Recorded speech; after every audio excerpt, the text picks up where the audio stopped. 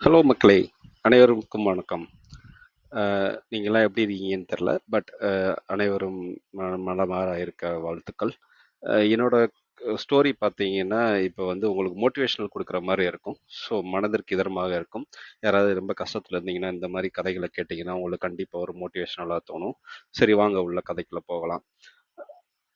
என்னோட கதை பார்த்தீங்கன்னா, முயல்களும் தவளைகளும் அப்படிங்கிற ஒரு மோட்டிவேஷனல் கதை. ஸோ இந்த கதையை ஆரம்பிக்கலாம். ஒரு காட்டுல முயல் கூட்டம் ஒன்று வாழ்ந்து வந்தது, சரிங்களா? அந்த முயல்கள் பச்சை பசேல் என இருக்கிற அந்த காட்டில் கிடைத்த உணவுகளை எல்லாம் உண்டு சந்தோஷமாக வாழ்ந்து வந்தன. அவர்களுக்கு அங்கு சுலபமாக சாப்பிட உணவு தினமும் கிடைத்துக் கொண்டிருந்தது.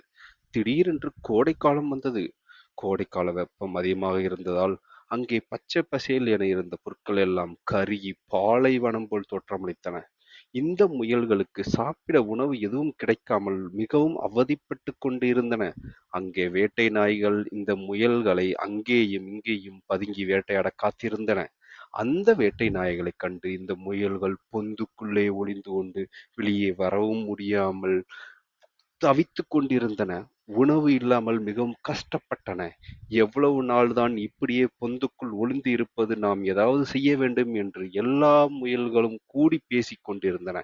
அப்போது ஒரு முயல் சொன்னது, கடவுள் நம்மளை பலவீனமாக படைத்து விட்டார்.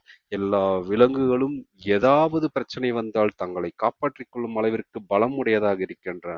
ஆனால் நாம் என்ன பிரச்சனை வந்தாலும் நம்மை காப்பாற்றிக் கொள்ள முடியாமல் பலவீனமாக இருக்கிறோம். கடவுள் ஏன் நம்மை இப்படி படைத்து விட்டார் என்று குறை கூறிக்கொண்டே இருந்தது. அப்போது மற்றொரு முயல் சொன்னது, என்னால் இதற்கு மேல் இதை பொறுத்து கொள்ள முடியாது. பசியினாலும் இந்த வேட்டை நாய்களை பார்த்து பயந்து ஒதுங்கி வாழ்வதை விட சாவதே மேல். நான் ஏதாவது ஒரு நதியில் சென்று விழுந்து விடுகிறேன் என்று சொன்னது. அப்போது மற்றொரு முயல் சொன்னது, நாம் அனைவரும் எது செய்தாலும் ஒன்றாக செய்ய வேண்டும். வாழ்ந்தால் ஒன்றாக வாழ்வோம், இல்லையேல் எல்லோரும் சேர்ந்து நதியில் விழுந்து விடுவோம் என்று நதியை நோக்கி புறப்பட்டு சென்றனர். அந்த முயல்கள் எல்லாம் ஒரு நதிக்கரையை சென்று அடைந்தது. அங்கே சில தவளைகள் நதிக்கரையில் இருந்தது. இந்த தவளைகளை எல்லாம் முயல்களை பார்த்து பயத்தில் ஒன்றன் பின் ஒன்றாக நதியில் குதித்தன. இதை பார்த்த முயல் கூட்டம் ஆச்சரியமாக நின்றது. இந்த தவளைகள் நம்மை பார்த்து பயந்து நீருக்குள் குதிக்கின்றன.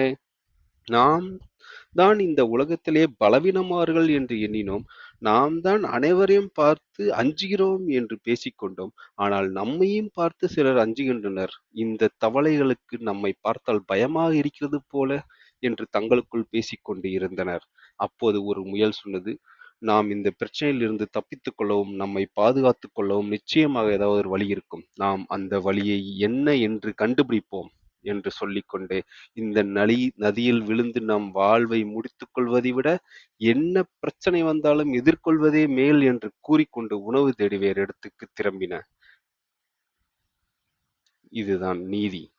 இந்த கதையில் இருந்து என்ன நீதி கிடைக்கிறது என்றால், வாழ்க்கையில் என்ன பிரச்சனை வந்தாலும் அதை தைரியமாக எதிர்கொள்ள வேண்டும். எந்த தவறான முடிவும் எடுக்கக்கூடாது. நன்றி மக்களே.